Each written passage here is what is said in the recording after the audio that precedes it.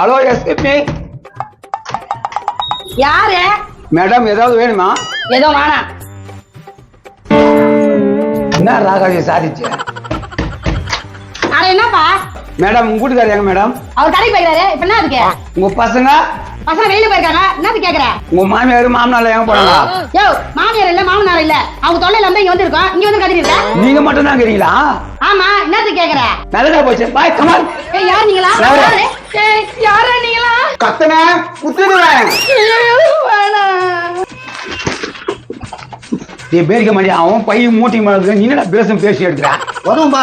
என்ன உதவுமா? டக்குன்னு போங்க.